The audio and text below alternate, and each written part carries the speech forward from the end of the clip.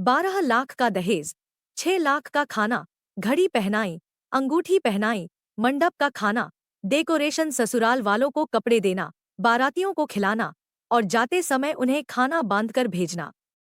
ये सिलसिला वहीं से शुरू होता है जब से रिश्ता तय होता है। सोचते हुए संजय जी का मन भारी हो जाता है, लेकिन फिर भी हिम्मत करके वह सारे इंतजाम करते हैं, क्योंकि हर बाप चाहता है कि अपनी बेटी की शादी में किसी चीज का कमी ना हो।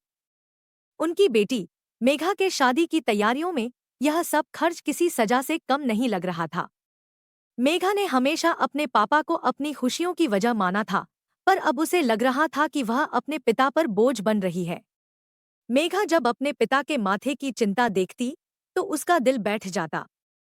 वह हर बार सोचती, क्या मेरा जन्म किसी सजा की तरह है जो मेरे पापा को इतने सारे कर्ज में डूबा रहा है? लेकिन क्या कर सकती है वह। संजय जी दिनरात शादी के खर्चों को लेकर चिंता में डूबे रहते थे। कविता, उनकी पत्नी, रिश्तेदारों की आवभगत में लगी रहती थी। कभी ननद आ रही होती तो कभी जेठानी। हर कोई मानो शादी को एक त्योहार नहीं बल्कि एक वित्तीय बोझ बना रहा था।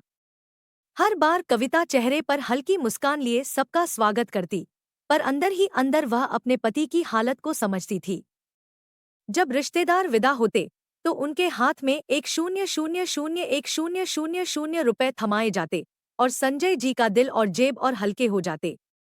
मंगनी के बाद से लेकर शादी के दिन तक बारातियों की संख्या पर भी चिंता होती। 700 लोग लाएंगे या 1,000, ये सवाल हर वक्त संजय जी के दिमाग में घूमता रहता, क्योंकि तैयारी भी तो उसी के हिसाब से किया जाता है ना, ताकि बेइज्जती ना हो। मेघा जब भी यह सब देखती तो उसके दिल में एक दर्द उठता। वह रोज अपने पापा के पास बैठकर उनका सिर दबाती और मन ही मन भगवान से प्रार्थना करती कि काश इस सब का कोई और हल होता। काश यह दहेज प्रथा ना होती। काश सब लोग यह समझ ले कि दुल्हन ही दहेज है और उसे क्या चाहिए, रस्मों का बोझ या बेटी की जिम्मेदारी। शादी की इन भव्य रस्मों और रीति रिवाजों ने संजय जी जैसे अनगिनत पिता को कर्ज में डूबने पर मजबूर कर दिया है।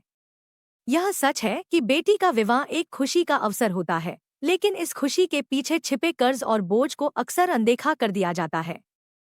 क्या यह सही है कि किसी पिता को अपनी बेटी की विदाई के समय कर्ज में डूबना पड़े? क्या समाज को इन बोझिल रस्मों को बदलने का वक्त नहीं आ गया है? मेघा और उसके जैसे कई अन्य बेटियां यह सवाल पूछ रही हैं, क्या मेरी शादी सिर्फ एक सामाजिक बोझ है या यह एक नई शुरुआत होनी चाहिए जिसमें मेरे पिता का सर ऊंचा रहे और दिल एकदम से खुश हो? समाज के नाम पर एक छोटा सा संदेश। आज के दौर में यह बेहद जरूरी हो गया है कि हम अपने समाज के इन बेवजह और बोझिल रीति रिवाजों को बदलें, ताकि हर बाप अपनी बेटी को इज्जत, सुकून और टेंशन फ्री से विदा कर सके, बिना किसी कर्ज और चिंता के। तो फ्रेंड्स, कैसी लगी हमारी आज की स्टोरी वीडियो? हमें कमेंट करके जरूर बताएं। वीडियो किसी भी वजह से अच्छा लगा हो तो लाइक एंड सब्सक्राइब किए बिना ना जाए। आपका दिन शुभ हो। धन्यवाद।